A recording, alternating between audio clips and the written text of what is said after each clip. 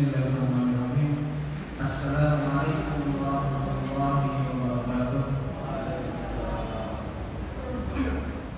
Alhamdulillahilladzi arsala rasulahu bil huda wa dinil haqq liyudhhirahu 'ala dini kullih. Asyhadu an la ilaha illallah wahdahu la syarika lahu wa asyhadu anna Muhammadan abduhu wa rasuluh. Alhamdulillahirabbil alamin. Puji syukur kepada Allah Subhanahu wa taala yang mana Allah telah memberikan kita kesempatan, kita beri banyak sekali nikmat. Bahkan ketika kalau kita ingin menghitung nikmat dari dahulu pagi tadi sampai detik ini, kita akan membuat kewalahan. Salawat salam yang telah kita berikan kepada baginda Nabi sallallahu alaihi wasallam. Semoga kita termasuk pengikutnya yang taat dan menjalankan syariat-syariatnya sesuai dengan apa yang tertulis dalam Al-Quran, apa yang dikatakan oleh Allah Subhanahu wa taala, dan apa yang dituntunkan oleh Nabi sallallahu alaihi wasallam. Insyaallah dalam beberapa menit ke depan kita akan sama-sama memulai kembali kajian yang sempat terpending, sempat kita alihkan mungkin menjadi kajian-kajian lewat media sosial atau kajian-kajian yang lebih mudah didapatkan, tidak secara langsung. Dan insyaallah pada malam hari ini dan insyaallah seterusnya kita akan menjalankan kembali kajian rutinan pada hari Sabtu ba'da sholat maghrib. Dalam pertemuan pada maghrib hari ini, kajian pada maghrib hari ini, insyaallah akan ada dua sesi. Pertama, materi yang akan disampaikan oleh Ustaz Syarif Nasrullah, dan mungkin nanti ada di akhir sesi sekitar 15-20 menit kita akan adakan diskusi tanya jawab. Untuk mempersingkat waktu, pada Ustaz Syarif Nasrullah, waktu dan tempat dipersilakan. Dan pengumuman bagi saudara-saudara, saudara ataupun keluarga yang di rumah yang tidak sempat hadir di kajian langsung kali ini, bisa langsung disaksikan di Facebook Masjid Nurul Iman. Insyaallah kita akan istiqomah live streaming, dan biar media dakwah kita semakin menyebar luas.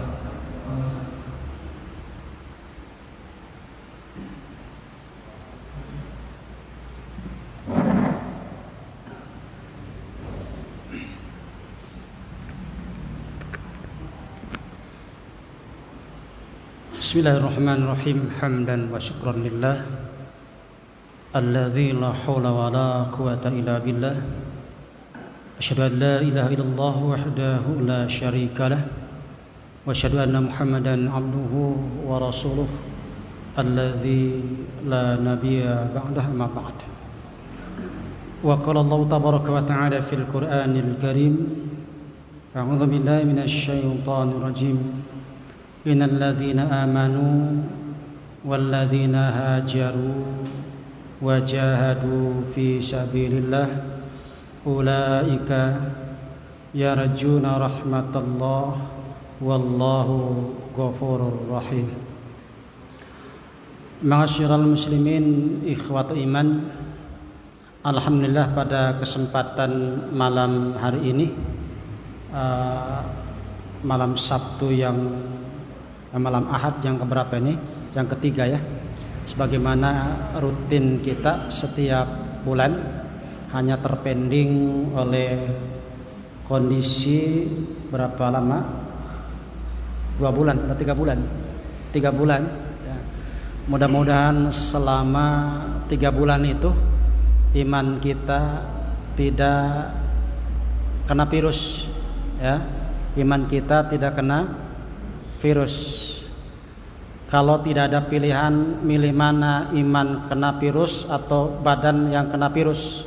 Mungkin kita lebih milih badan kena virus daripada iman yang kena virus. Tapi kita punya pilihan lain. Pilihannya mana? Badan tak ingin kena virus, iman juga tak ingin kena virus.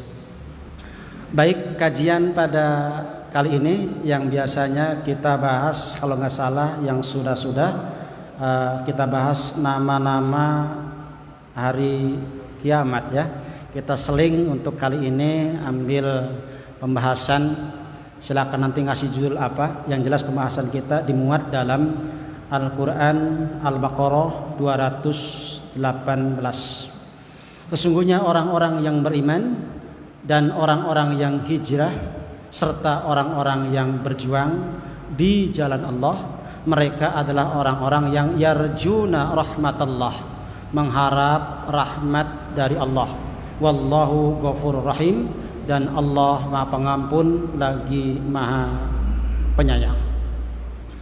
Terkait dengan kalimat yarjuna rahmatallah, kalimat rahmatallah menjadi harapan setiap orang yang beriman, menjadi acuan dan keinginan bagi setiap orang-orang yang hijrah di jalan Allah, serta menjadi cita-cita bagi orang-orang yang berjuang di jalan Allah. Kenapa mereka, orang yang beriman, orang yang hijrah di jalan Allah, orang-orang yang jihad fi sabilillah, mereka berharap untuk mendapatkan rahmatnya Allah? Apa pentingnya rahmat itu sehingga mereka semua berharap untuk mendapatkan rahmatnya Allah? Bahkan kita selama COVID juga selalu berharap untuk mendapatkan rahmatnya Allah. Mana bukti bahwa kita dalam masa COVID ini kita berharap ingin dapat rahmat Allah? Kita tidak berani untuk merubah dan menyalahi aturan agama Allah. Memang kita diperintahkan untuk menjaga jiwa kita, hifdzun nafas, wajib hukumnya. Tetapi dengan menjaga jiwa, jangan sampai justru agama tidak terjaga. Kita sudah melihat beberapa masjid, baik instruksi dari pemerintah ataupun DKM mengadakan aturan sendiri, beberapa hal yang memang nampaknya nyaman, selamat, tapi ternyata malah merusak dan menghancurkan tatanan aturan agama kita. Pemerintah, entah kalau di sini, kalau di Cirebon itu selama COVID, Jumat diliburkan ganti dengan duhur. Entah sama nggak di sini begitu? Ini mau pemerintah ya. Pemerintah ini mah yang di Cirebon barangkali sama gitu ya. Nampaknya ungkapan itu memberikan solusi kenyamanan bagi orang-orang sehingga leluasa untuk sholat duhur di rumah.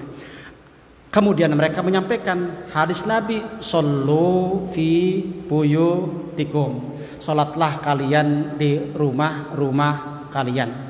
Tanpa ada penjelasan yang jelas, tanpa ada syarah yang bisa dipercaya, lalu disimpulkan menjadi sholat duhur sebagai pengganti daripada sholat Jumat. Apakah hal seperti itu merupakan yang bisa dibenarkan sehingga dikatakan termasuk orang yang sedang menjaga aturan agama Allah?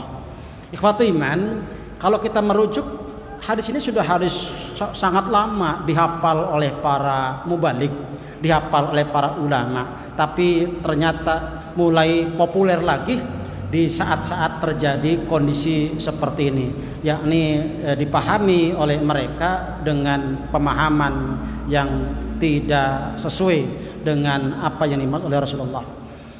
Terkait dengan virus yang mematikan, bukan hanya sekarang terjadi, dari zaman Rasulullah, zaman para sahabat sampai tahun 833 juga terjadi.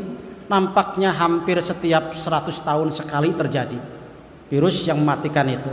Dulu zaman Nabi namanya ta'un, wabah yang mematikan. Saat itu di antara orang yang kena ta'un adalah sahabat Nabi, yakni Mu'adz bin Jabal. Mu'adz bin Jabal itu adalah kena taun, wabah yang mematikan, karena beliau sebagai orang yang menempatkan dirinya sebagai medis, ya, jadi membantu betul gitu orang-orang yang kena taun di zaman Rasulullah. Tapi Rasul sudah perintahkan daerah yang kena taun, wabah yang mematikan, tidak boleh kemana-mana dan tidak boleh keluar dari daerah itu. Dan daerah yang tidak kena taun, jangan coba-coba masuk ke daerah yang sudah dihinggapi atau kena wabah tersebut. Kemudian Mu'adz bin Jabal mengusulkan, ya Rasulullah, kami ingin masuk ke daerah itu karena kami sebagai tenaga medis. Maka Rasul perintahkan, Rasul izinkan karena punya alasan yang tepat. Kalau sekarang mungkin para dokter lah, gitu ya. Nah, ikhwatu iman, dari zaman Rasulullah dan para sahabat kan tidak hanya taun, tidak hanya wabah, juga termasuk hujan lebat, banjir, jalan lumpur, sehingga tidak bisa untuk datang ke masjid. Jadi hadisnya banyak bab itu. Tapi satu pun dari sekian banyak hadis itu tidak ada, Rasul tidak memerintahkan bahwa hendaklah kalian sholatnya duhur saja karena kondisi taun, hendaklah kalian duhur saja karena hujan lebat, jalan licin. Tidak ada. Ikhwatu iman, oleh karena itu sebenarnya kita harus ikhtiyat penuh dengan kehati-hatian, jangan sampai nanti demi menjaga jiwa malah agama kita diruksak dan tidak dijaga. Sebagai contoh bahwa Rasulullah menyampaikan dalam beberapa riwayat, baik di hadis Imam Ahmad bin Hanbal atau hadis yang lain, terkait dengan hujan lebat, jalan berlumpur, bahkan termasuk ketika wabah taun juga. Rasul menyampaikan dengan ungkapan sallu fi rihalikum, dalam ungkapan yang lain sallu fi buyutikum. Dalam hadis Imam Ahmad, as-salatul yaum al-jumu'atul yaum fi rihalikum, Jumat kalian pada hari ini di rumah saja. Jumat kalian pada hari ini di rumah saja. Jadi Rasul tetap perintahkan untuk Jumatan karena Jumat hukumnya fardhu ain. Masjid bukan syarat sahnya Jumat dimanapun kita berada, karena al-ardu kulluha masjid. Semua bumi merupakan tempat sholat kita, hanya masjid sebagai afdolnya tempat untuk kita sholat. Maka para sahabat ada yang Jumatan di kantor, ada yang di rumah. Ada enggak yang tidak Jumatan? Ada. Jadi yang tidak Jumatan ada, yang Jumatan di rumah berjamaah juga ada, yang di masjid juga ada. Jadi ada pilihan. Ada pilihan. Oleh karena itu kita silakan milih, Jumatan ke masjid silakan, di rumah juga silakan, asal terpenuhi syarat sahnya Jumat, yakni fil jamaah, dengan cara berjamaah. Dalam hadis Bukhari berjamaah minimal isnan, 2 orang dikatakan berjamaah. Jadi minimal ada imam, ada makmum, ada khotib, ya mungkin bapaknya yang jadi khotib, anaknya jadi mustami, atau dibalik lah, anaknya jadi khotib, bapaknya jadi mustami. Bagaimana kalau dua-duanya nggak bisa? Bapaknya nggak bisa ngaji, anaknya apalagi, tapi sholatnya masih rajin. Di situ baru kemudian silakan duhur, gitu kan? Jadi jangan tasahul, jangan menggampangkan urusan Jumat, karena Jumatan perintah dari Allah, kita diundang dengan kalimat ya ayyuhalladzina amanu idza nudiya lis-sholati, dan seterusnya dipanggil. Siapa yang dipanggil? Laki-laki yang dipanggil, yang sudah balik, yang sehat, ya kan? Bukan hamba sahaya. Kalau kita tidak Jumatan alasannya apa? Badan sehat, ya kan? Laki-laki kita, bukan perempuan. Kita orang merdeka, bukan hamba sahaya. Kemudian di rumah cukup ada anak, ada cucu, ada menantu, tetangga sebelah juga bisa ikut. Kalau memang kondisinya tidak bisa, ya, mengkhawatirkan, kan mau taun ataupun hujan lebat, berlumpur dan banjir, ilatnya sama, khawatir membahayakan dirinya. Karena ilatnya sama, sebabnya sama, maka menjadi sama ketentuannya. Ini sebenarnya pilihan, ada pilihan. Islam sudah memberikan rukhsah, pilihan. Silakan yang datang ke masjid, silakan yang sholat di rumah Jumatan ya dengan berjamaah. Silakan juga kalau memang tidak bisa untuk duhur. Apakah ada zaman sahabat Nabi yang sholat duhur? Ada. Abdurrahman bin Mughirah habis sholat duhur kemudian di rumah ya, habis sholat duhur kemudian duduk di pintu. Maka beberapa jamaah yang pulang dari Jumatan ditanya, ma khotobakum, ma khotoba amirukum. Tadi khotib bahas apa? Kata Abdurrahman, tadi khotib bahas apa? Maka jamaah nanya yang habis Jumatan ini, ma jama'tum, apa yang menghalangi Anda untuk tidak Jumatan? Beliau jawab, hujan lebat, jalan licin dan berlumpur. Jadi ada contohnya sholat duhur. Kenapa beliau sholat duhur? Karena di rumahnya paling ganteng. Itu masalahnya. Nggak ada laki-laki kecuali dia. Maka duhur di situ ya. Jadi tidak bisa untuk Jumatan karena tidak terpenuhi persyaratan, yakni dengan cara bil jamaah, dengan jamaah, dengan berjamaah. Selagi masih bisa berjamaah, bapaknya atau anaknya bisa ngaji, bisa baca wal asri, bisa artinya dibaca wal asri tamatkan, kemudian artinya khutbah pertama, khutbah kedua, semoga Allah terima Jumatan kita karena kondisi begini, tutup, selesai sholat Jumat. Jumat depan begitu lagi, ganti surat, inna a'tainakal kausar, baca terjemahannya, kan begitu kan. Kenapa bisa begitu? Idza amartukum bisyai fa'tu minhu mastata'tum. Apabila Anda diperintahkan untuk mengerjakan suatu perintah, maka kerjakanlah berdasarkan kadar kemampuan kalian. Jadi belum apa-apa sudah duhur. Begitu ya. Nah, ini perlu diluruskan. Yang kedua, beberapa masjid saf itu hampir 1 meter. Ada social distancing apa namanya itu ya. Jadi saya beberapa masjid itu sudah disilang, di sini juga silang. Itu kan? Ini bagaimana? Sekarang sesuai nggak ini dengan hadis Rasulullah? Setahu saya, dalil yang tegas perintah dari Rasulullah adalah wajibnya saf itu rapat dan lurus. Rasul bahkan bukan hanya perintahkan, tapi langsung mengecek safnya. Rasul tidak akan takbiratul ihram sebelum jamaahnya itu betul-betul rapat dan lurus. Tidak akan mulai takbiratul ihram. Saking wajibnya perintah untuk rapat itu. Kalau sudah diperintahkan berarti kan jangan sampai dilanggar. Satu hal yang harus kita perhatikan adalah terkait dengan orang-orang yang seenak dan mengerjakan seperti itu. Rasul sudah tegas mengatakan ada wa'ad, ada wa'id. Ada janji, ada ancaman, ada motivasi, ya, ada juga Rasul menjelekkan dan memuji. Untuk orang-orang yang safnya dirapatkan, disambung, Rasulullah memujinya dengan memberikan iming-iming imbalan yang luar biasa. Kata Rasul, man wasola soffan, siapa yang menyambungkan safnya, wasolahullahu, Allah akan sambungkan untuknya rahmat baginya. Siapa yang mensambungkan saf dalam sholat, maka Allah berikan atau sambungkan rahmat untuknya. Jadi yang sholatnya safnya lurus dan rapat, Allah berjanji ngasih rahmat.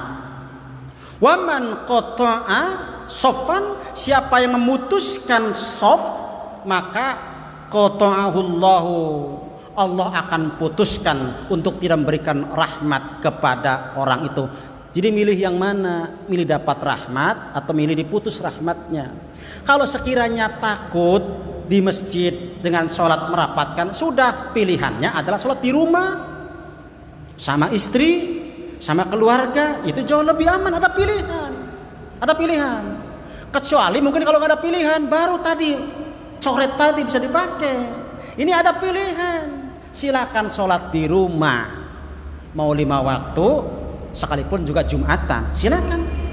Kalau memang rasa khawatir yang sangat, jadi kalau datang ke masjid ada rasa was-was, takut jangan-jangan saya kena COVID nih oleh yang sebelah, sudah mendingan sholat di rumah. Yang datang ke masjid yang nyalinya tinggi, ya kan?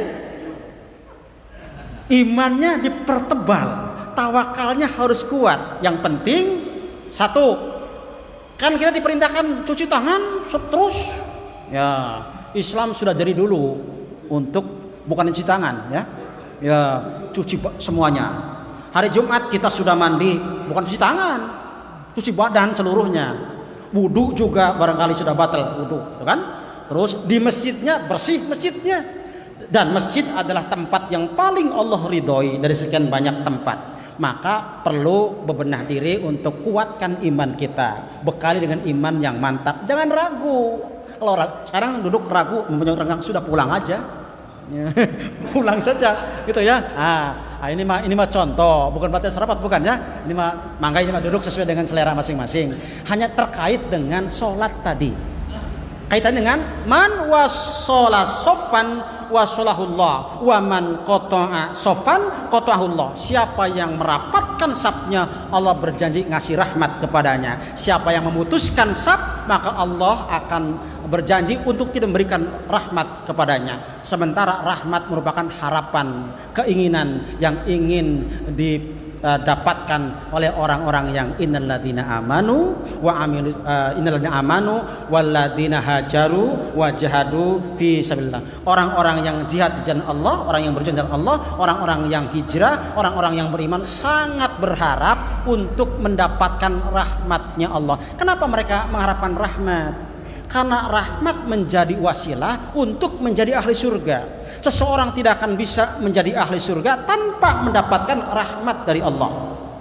Amal kita tak mungkin, semata-mata amal kita tak bisa untuk mendapatkan rahmatnya Allah. Karena Rasul juga demikian mengatakan bahwa semata-mata amal tidak menjadi untuk meraih surganya Allah kalau bukan rahmatnya Allah. Maka beberapa hadis Nabi, ada orang masuk surga birahmatillah, bimagfiratillah, kemudian bifadlillah. Orang masuk surga karena rahmat Allah, orang masuk surga karena ampunan Allah, orang surga karena karunia dari Allah. Dalam Ramadan yang sudah kita lewati, Rasul memberikan bonus di bulan Ramadan dengan ungkapan futihat abwabus sama, dibuka pintu-pintu langit. Hadis yang lain futihat abwabul jannah, dibuka pintu-pintu surga. Dalam hadis yang lain futihat abwabur rahmah, dibuka pintu-pintu rahmat. Rasul menggunakan ungkapan uslub bahasa yang berbeda. Sekali waktu dengan menggunakan kalimat abwabul jannah, pintu-pintu surga, abwabus sama, pintu-pintu langit, dan abwabur rahmah, pintu-pintu rahmat. Apakah ada perselisihan dan perbedaan sehingga Rasulullah mengungkap dengan ungkapan seperti itu? Kalau kita nggak teliti terkesan jadi bingung ya. Ini sebenarnya abwabus sama, abwabur rahmah, atau abwabul jannah. Sebenarnya semua isinya sama. Mari kita teliti. Rasul menyebut abwabul jannah, langsung kita paham yang namanya surga ada pintunya. Ya, tidak mungkin bisa masuk kalau nggak ada pintu. Tapi mari kita teliti, disebut abwabus sama, futihat abwabus sama. Kok bahasanya pintu langit? Padahal maksudnya adalah satu pengertian dengan abwabul jannah tadi. Ternyata kalau kita baca di awal surat Qaf, di awal surat An-Najm, wa indaha jannatul ma'wa, di dekat Sidrat, ketika Rasulullah Isra dan Mi'raj, Rasul bisa melihat wujud Jibril yang sebenarnya, dan Rasul bisa melihat surga, bisa lihat Sidratul Muntaha. Di dekat Sidratul Muntaha itu indaha jannatul ma'wa, ada surga sebagai tempat kembali. Kalau kita baca riwayat, Nabi Adam bapak kita diturunkan dari situ. Ketika turun ke bumi, kepada Allah memohon, ya Allah, boleh tidak aku nanti kembali ke tempat yang semula di surga itu? Bisa enggak nanti ya Allah kembali lagi ke surga? Kata Allah, bisa, intubta, jika Anda bertobat. Maka Nabi Adam berdoa yang Rabbana itu ya, yang dolam tu nafsi itu, yang seterusnya, Rabbana dolamna anfusana wa ilam dan seterusnya. Nah itu kan doanya Nabi Adam, karena sudah mendolimi dirinya. Apa kedolimannya? Apa kedolimannya? Memakan buah. Kata setan itu buah kholdi, buah yang membuat Anda kekal selamanya. Ditipu oleh iblis, gitu kan? Jadi karena satu kesalahan, Nabi Adam diusir dari surga untuk turun ke bumi. Haram hukumnya untuk orang yang dolim masuk surga, diturunkan ke bumi. Sekarang kita dolimnya sudah berkali-kali, banyak kedoliman yang kita lakukan, dosa kita luar biasa banyak, lalu berharap ingin masuk surga. Nabi Adam satu kesalahan diusir ya dari surga, turun ke bumi. Kita yang dosanya numpuk nih, kedoliman luar biasa, kemudian berharap sangat untuk dapatkan surganya Allah. Apa salah? Tidak. Karena Islam punya aturan, siapa yang pahalanya lebih banyak daripada dosanya, maka dia langsung ke surga, tidak mampir dulu ke neraka. Untung ada hadis itu ya, ada riwayat itu. Nah, siapa yang kebaikannya, bahkan paling hebat juga, fama ya'mal misqala dzarratin khairaya. Orang yang punya secuil kebaikan, sedikit kebaikan sebesar atom partikel yang paling kecil, ada jatah kebaikan. Kebaikan apa? Dibalas dengan kebaikan. Kan di surga cuma ada dua, di akhirat cuma ada dua.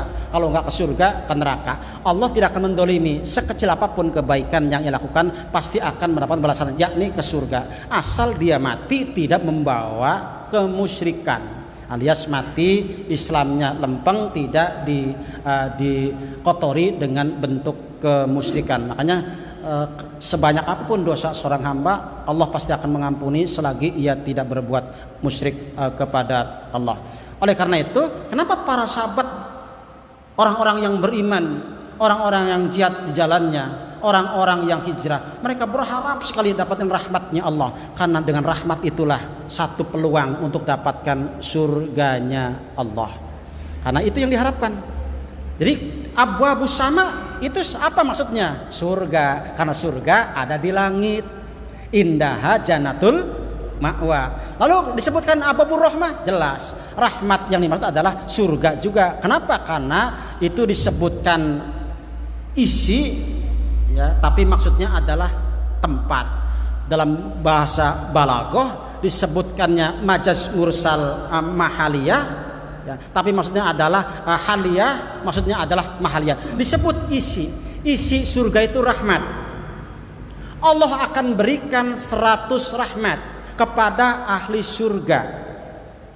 Kalau sekarang itu kan satu rahmat, Allah kasih bagi-bagi satu rahmat itu untuk kita, untuk jin, untuk malaikat, untuk binatang, satu rahmat.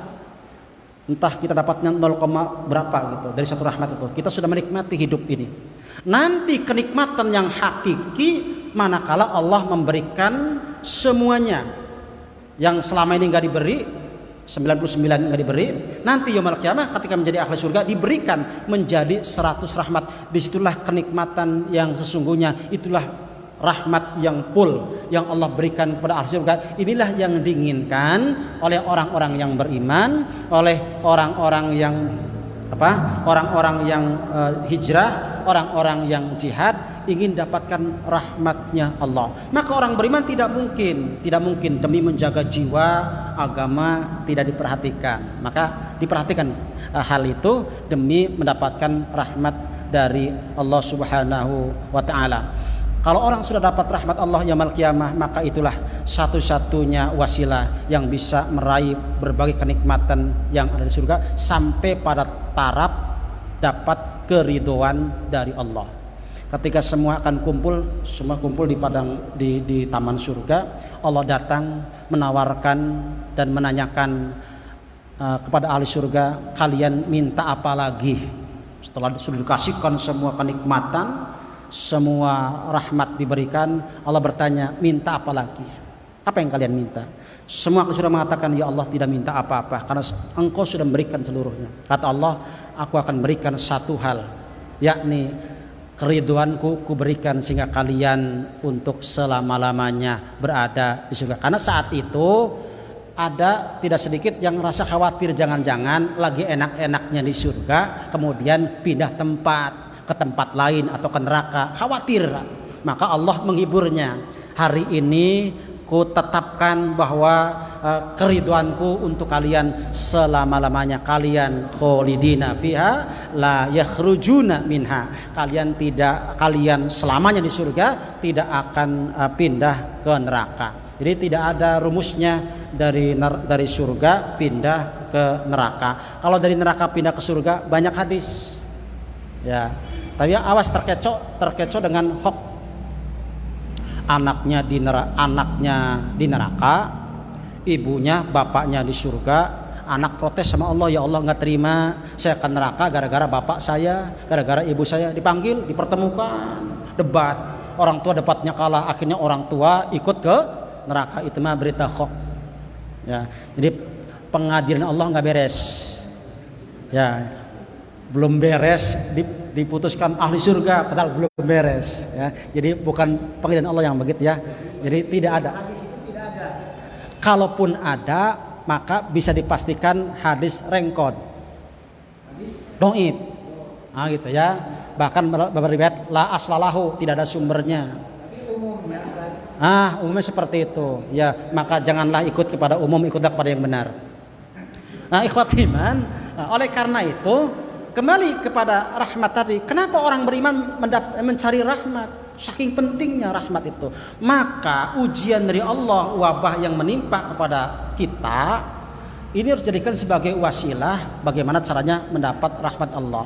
Di karantina di rumah kita masing-masing, itu ujian. Jangan waktunya habis nonton TV dari pagi sampai sore, habis dipakai untuk tidur, habis dipakai untuk sesuatu yang ini ujian dari Allah. Ini ujian dari Allah. Allah ingin tahu siapa di antara hambanya dengan ujian ini lebih meningkat imannya dan tidak terkena virus. Karena begini, mensikapi orang ini, mensikapi wabah ini, ada yang punya aliran Qadariyah dan Jabariyah. Itu ujian buat kita. Ada yang yakin kalau sudah bersih tidak akan kena.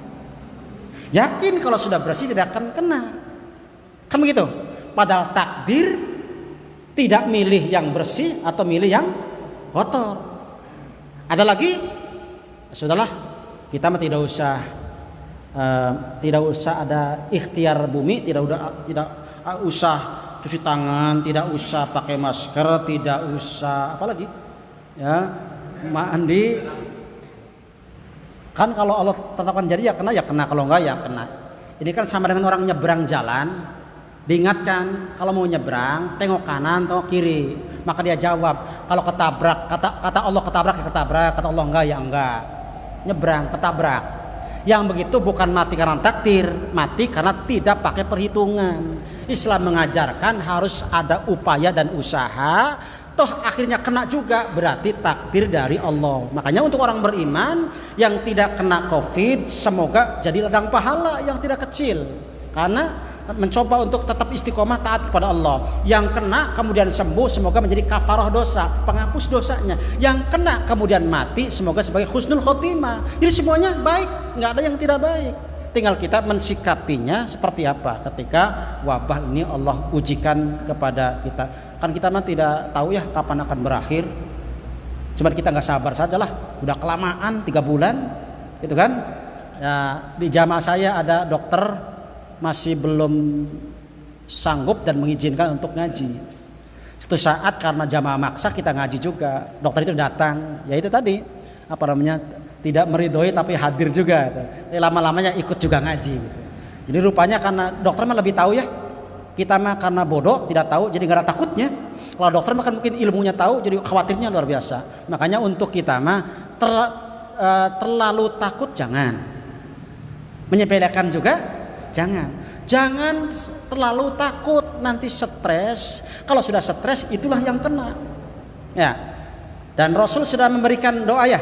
Allahumma inni a'udzubika minal baros wal junun wal judam wa min sayil asqam. Ya Allah, aku berlindung kepadamu dari penyakit kulit, dari penyakit gila, dari lepra dan dari semua wabah yang membahayakan. Doanya sudah ada. Doa ini untuk apa? Untuk taun sebenarnya. Taun dan kawan-kawannya. Termasuk untuk kita. Tapi kan virus zaman kita kan tidak seganas virus zaman Rasul. Zaman Rasul siapa yang kena taun pasti mati. Nah, kalau sekarang kita banyak yang sembuh. Ya, banyak yang sembuh kan? Yang kena sekian itu juga konon, kita kan hanya lihat TV. Yang kena sekian, yang mati sekian. Bahkan ada yang dipaksa penyakitnya jantung mati harus corona. Dipaksa untuk penyakit corona. Nah, itu kan ada lain soal itu ya. Nah, lain soal. Nah ini kembali lagi ke ayat yang tadi. Orang-orang yang beriman, orang-orang yang hijrah, orang-orang yang bersungguh-sungguh jihad di jalan Allah, mereka adalah orang-orang yang berharap mendapatkan rahmatnya dari Allah. Sedikit saya jelaskan tentang apa itu hijrah terkait dengan ayat itu.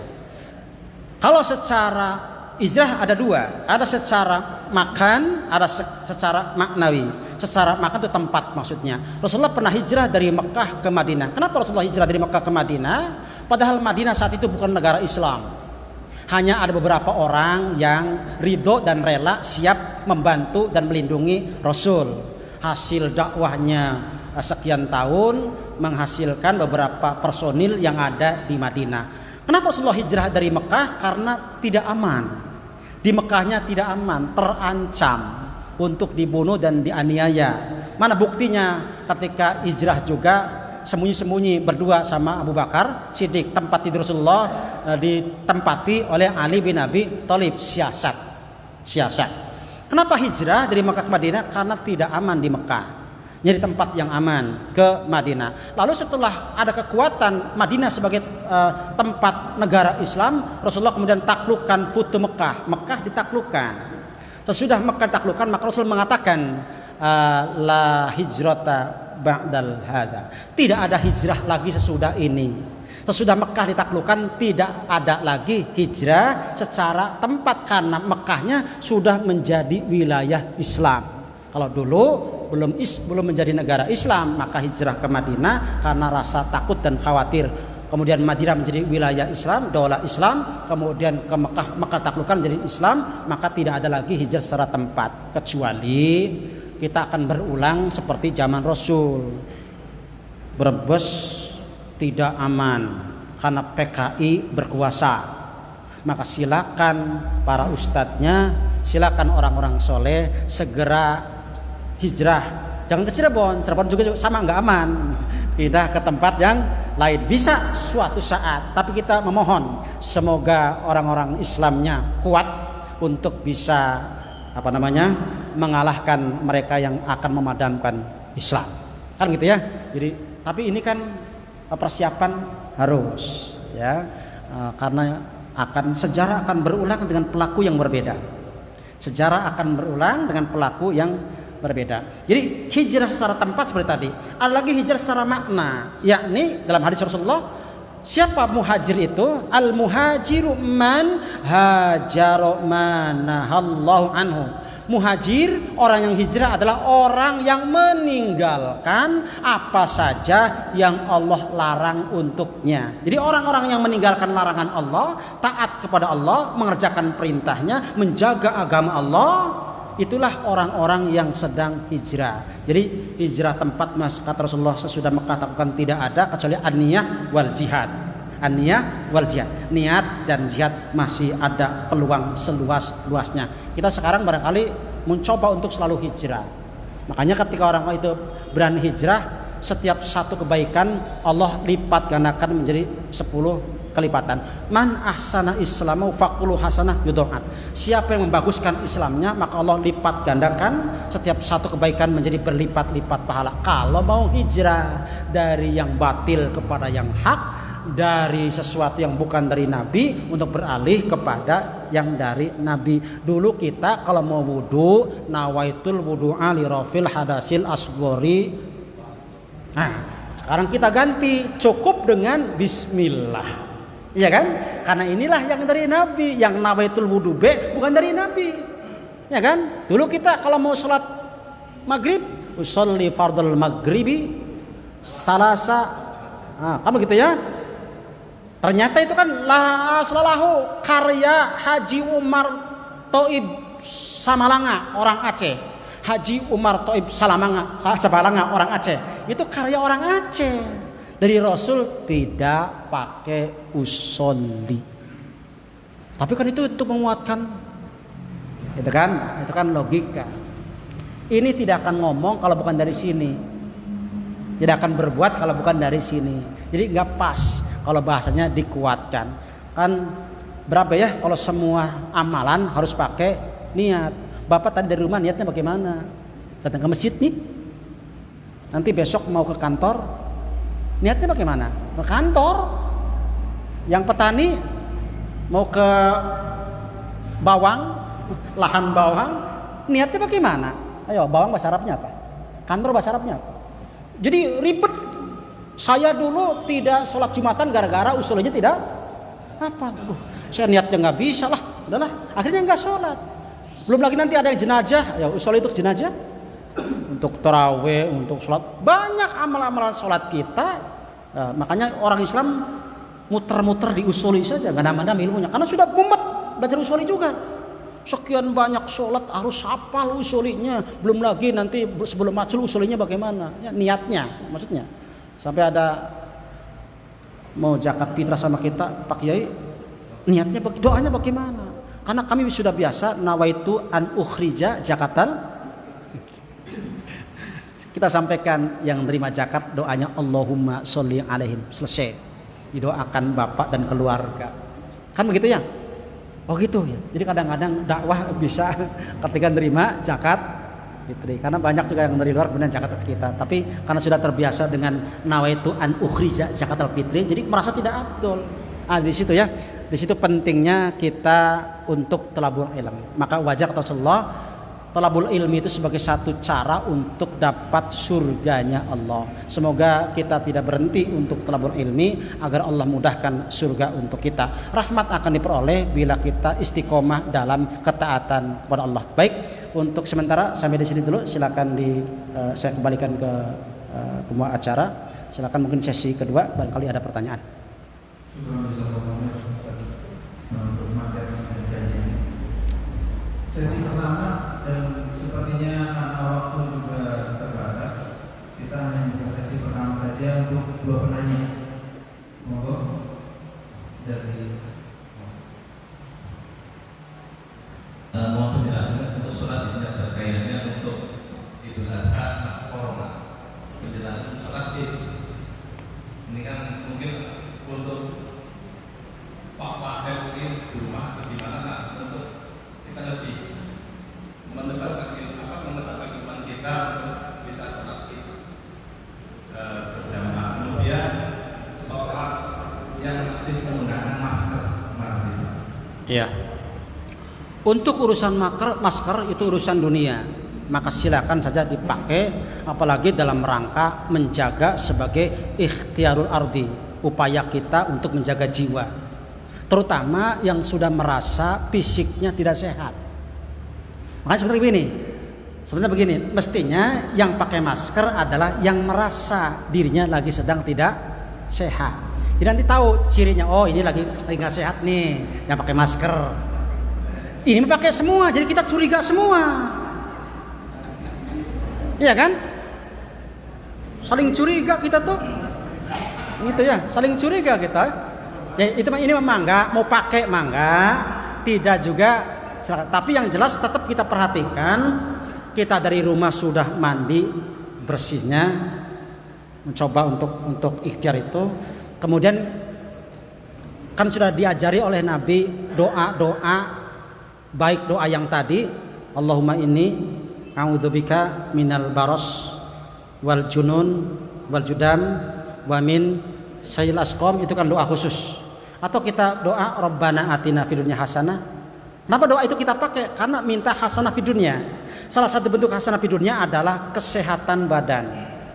Makna dari hasanah fid dunya satunya adalah kesehatan badan. Karena hadis ayat ini Rasul sampaikan ketika ada seseorang sahabat yang sudah saya pernah cerita, penyakitnya luar biasa, rontok semua rambutnya, itu kan karena panas yang luar biasa. Karena orang ini berujar, ya Allah, daripada di akhirat disiksa mendingan sekarang supaya nanti bebas. Allah berikan penyakit itu. Kata Rasulullah, celaka kamu tidak akan sanggup.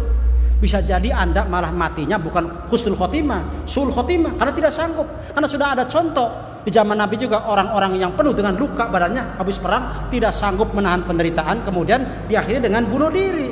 Jadi ini celaka. Kenapa Anda begitu? Ternyata karena ujar seperti itu. Kata Rasulullah, fahallan, kenapa tidak ucapan Rabbana atina fid dunya hasanah? Sejak itulah kemudian orang itu, sahabat itu kemudian bertobat, menggunakan doa yang tadi, Allah sembuhkan, dan insya Allah yaumul qiyamah hasanah fil akhirah dikasih. Jadi wala quwata juga punya 2 makna. Satu diantara makna la haula adalah la haula fi daf'i syarrin, kita tidak akan sanggup, tidak akan ada, tidak berdaya untuk bisa menolak bahaya kalau Allah tidak menjaganya. Maka zikir itu menjadi bagian agar Allah menjaga kita untuk tidak kena bahaya. Makanya doa ini termasuk doa ketika kita keluar rumah. Apa doa keluar rumah? Bismillahirrahmanirrahim. La haula wa la quwata illa billah. Selama perjalanan semoga Allah jaga, tidak kena bahaya apapun, baik bahaya untuk urusan akidahnya atau urusan agamanya, atau bahaya mengenai urusan dunianya, termasuk bab kecelakaannya, termasuk bab penyakit. Jadi Rasul sudah mengajarkan kalimat hauqalah ini untuk zikir harian.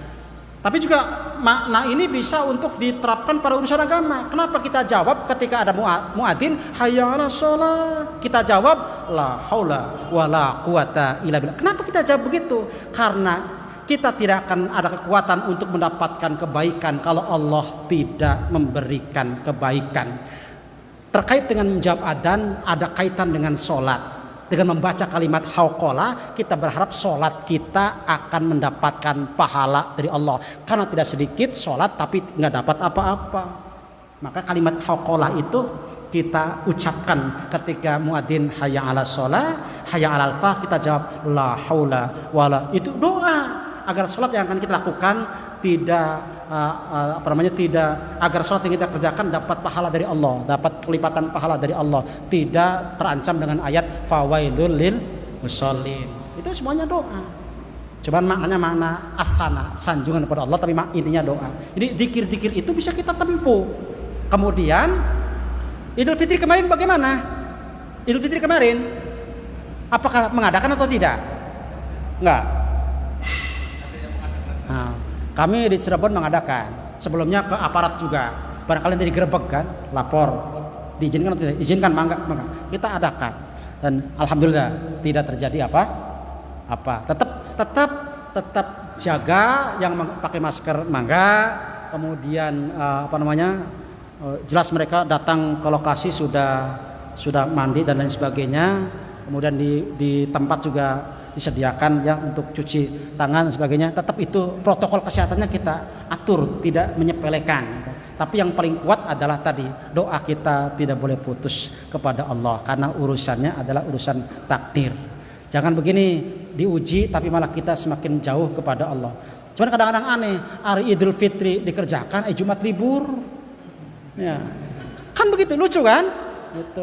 Kalau mau libur Idul Fitri libur, jumlah jamaahnya lebih banyak, hukumnya sunnah. Ini yang Jumatan libur gitu ya. Yang padahal cuma bapak-bapak doang, itu pun mungkin juga kadang-kadang ya. Ada yang begini, Pak, kami ke Jumatan. Kenapa? Kalau DKM itu enggak sah. Jumlah DKM cuma berapa orang sih, Pak? Terkait dengan terjebak dengan riwayat. Ada riwayat Jumatan 40 orang. Dia tidak baca bahwa Mus'ab bin Umair Jumatan 12 orang, isna asal rajulan. Tapi itu bukan patokan. Inti yang sebenarnya adalah Jumat dengan cara berjamaah walaupun berdua. Kan begitu. Itu intinya. Jadi kayak Mekah itu kan tetap Jumatan, tapi para pejabatnya. Mekah itu Jumatan loh, Pak. Tapi para pejabatnya, masyarakatnya mangga di tempat masing-masing gitu. Jadi Mekah itu Jumatan. Walaupun di Mekah juga itu sapnya pakai social distancing kan? Iya kan? Kok Mekah begitu, Pak? Kan dalam beribadah bukan lihat Mekah, bukan lihat Madinah, bukan lihat orang Arab. Karena orang Arab sekarang bukan orang Arab zaman Rasulullah, para sahabat kan bukan. Dalilnya bagaimana? Kadang kalau ibadah karena lihat orang. Kecuali ada jaminan orang Mekah, orang Madinah semuanya soleh-soleh, ahli surga semua, baru mungkin kita akan nginduk terus ke sana. Tapi Rasulullah kan tidak begitu. Ayatnya tidak begitu. Inna akramakum indallahi enggak bicara hanya orang Arab, tidak. Makanya para sahabat punya murid dari semua kalangan, termasuk dari minal ajam dan Arab. Jadi tidak ada bedanya. Yang penting kita beribadah sesuai tidak dengan juklak dari Allah dan Rasul. Satu penanya lagi dari Ibu mungkin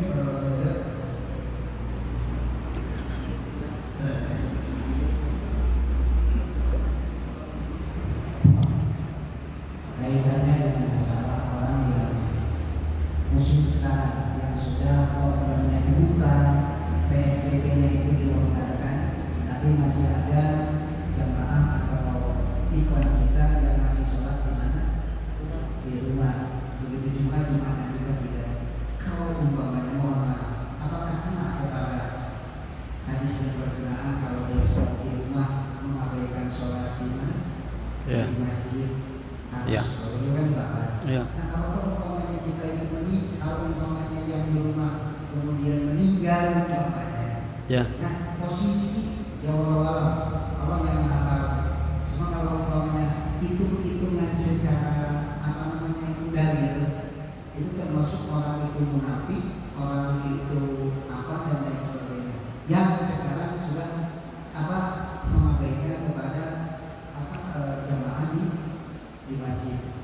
banyak yang bertanya seperti itu hukumnya gimana Pak Cecep?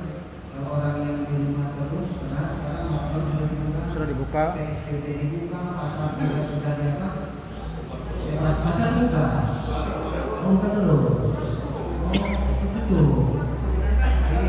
Ini supaya masyarakat awam, masyarakat awam itu tahu saja. Kita bicaranya dengan hadis. Ya. Kembali kepada kenapa Rasulullah sallu fi buyutikum? Karena satu, tidak bisa datang ke masjid. Kedua, ada khawatir yang sangat kalau ditempuh perjalanan membahayakan. Ketika jalan sudah nyaman, hujan sudah berhenti, maka tidak ada alasan untuk tidak ke masjid. Khususnya adalah bab Jumat. Ya kan? Nah, kalau sekarang sudah dilonggarkan, sudah disampaikan, mangga masjid-masjid mulai, maka tidak ada alasan untuk tetap diam di rumah. Karena sudah ya, ilatnya, sebabnya sudah nggak ada ilatnya. Jadi kenapa ada kebolehan sholat di rumah? Karena penyebabnya belum hilang. Bab jalannya luar biasa licin dan lumpur, hujan lebat. Kalau ini sudah hilang, maka tidak ada alasan untuk tidak ke masjid. Kalau sekarang, kalau sudah dilonggarkan, dianggap aman, dibuka lagi semua masjid, maka tidak ada alasan untuk di rumah, karena sudah dianggap aman atau sudah diamankan. Sekarang sudah bebas, maka tidak ada alasan untuk diam di rumah. Ketika maksa tetap diam di rumah, dianggap sebagai orang yang telah melakukan satu dosa. Ibadahnya belum tentu diterima, dosanya sudah iya. Kenapa? Sudah sanggup ke masjid tapi tidak mau datang. Kalau bahasa kitanya mungkin sudah punya kewajiban untuk datang, diundang oleh Allah tapi tidak datang. Tapi kan Jumatan di rumahnya. Iya, kembali lagi, Rasul perintahkan di rumah karena ada alasan. Apa alasannya? Alasannya wabah yang semakin mewabah. Alasannya karena jalan licin, hujan lebat, membahayakan. Kalau maksakan diri untuk datang ke masjid, makanya kata Ibnu Abbas, "Ai muadzin, sampaikan sallu fi buyutikum." Bahkan dalam hadis yang lain, sallu fi rihalikum. Dalam hadis yang lain, al jumu'atul yaum fi rihalikum. Jumat sekarang di rumah. Salatlah di rumah. Salat di tempat masing-masing. Ada kalimat-kalimat ini, itu bukan kalimat adzan, sebenarnya pengumuman. Karena sebagian masjid dipakai adzannya sudah hayya 'alas shalah, sallu fi itu bukan lafaz adzan. Kalau bahasa kita pengumuman. Kalau bahasa kita habis hayya 'alas shalah sebentar, sampaikan dulu, salat di rumah saja gitu. Pakai bahasa Cirebon atau bahasa Brebes, salat di rumah saja, pakai bagaimana? Salatnya di rumah saja, jangan ke masjid. Kalau pakai bahasa Arab, sallu fi, itu sebenarnya bukan di lafaz. Salatnya di rumah saja karena perintah dari khotib. Punten, sampaikan saja. Karena ini bahaya, gitu kan? Karena ini bahaya, ini jalan banjir dan tidak bisa. Sudah, sampaikan saja. Salatnya di rumah saja. Nah, habis adzan sampaikan salat di rumah saja. Silakan. Gitu. Iya. Apakah itu masih berlaku? Kan tidak. Karena sebabnya sudah hilang. Ketika sudah hilang sebabnya, maka tidak ada alasan untuk tetap mengurung diri di dalam tempat masing-masing, termasuk di rumah. Tidak bisa, karena memang sudah dibebaskan. Sudah ada kelonggaran. Enggak lagi ketat sebelumnya. Artinya ilatnya atau alat dalam bahasa fikih, ilatnya sudah hilang. Al hukmu yaduru ma'al illah wujudan wa adaban. Hukum itu berlaku kalau masih ada ilat. Ilatnya hilang, maka tidak berlaku lagi ketentuan seperti itu. Tadi di rumah-rumah silakan karena masih ada penyebabnya. Kalau penyebab sudah hilang, maka tidak berlaku lagi sholat Jumatan di rumah. Terima kasih. Sebelum ini Bapak dan Ibu, memang dengan adanya COVID-19 ibadah kita itu agak terganggu. Makanya mulai malam Ahad sekarang kita merajut kembali, sekali lagi merajut kembali lagi pengajian. Setuju ya? untuk sementara yang berjalan untuk pengajian malam Ahad dulu. Jadi malam Jumat hanya Jumat pagi dulu ya. Jadi Jumat pagi kemudian malam Ahad. Malam Ahad depan insya Allah Ustaz Salam, kemudian malam Ahad berikutnya Dr. JJ. Pas kebetulan dia itu yang ikut tentang Undang-Undang Dasar, perubahan Undang-Undang Dasar HIP ya? HIP. Insya Allah Bapak dan Ibu, beliau juga yang ikut aktif di pusat ya. Ikut aktif di pusat juga kaitannya dengan ini dan mensupport supaya gagal. Beliau insya Allah akan hadir menjabat di Brebes tanggal 45 kalau nggak salah, 45 Sabtu bulan Juli. Terima kasih. Maaf Ustaz. Terakhir pengumuman kami selaku keluarga Dewan Keluarga Masjid Nurul Iman siap menerima dan menyalurkan hewan kurban. Insyaallah untuk info lebih lanjut dan pendaftaran bisa langsung menghubungi Mas Zed dan Mas Aris. Itu aja, terima kasih untuk kehadirannya. Semoga iman kita meningkat, iman kita semakin berkualitas dan imun kita juga semakin membaik. Terakhir, penutup dari Ustaz. Masuk klip aja. Ya. Assalamualaikum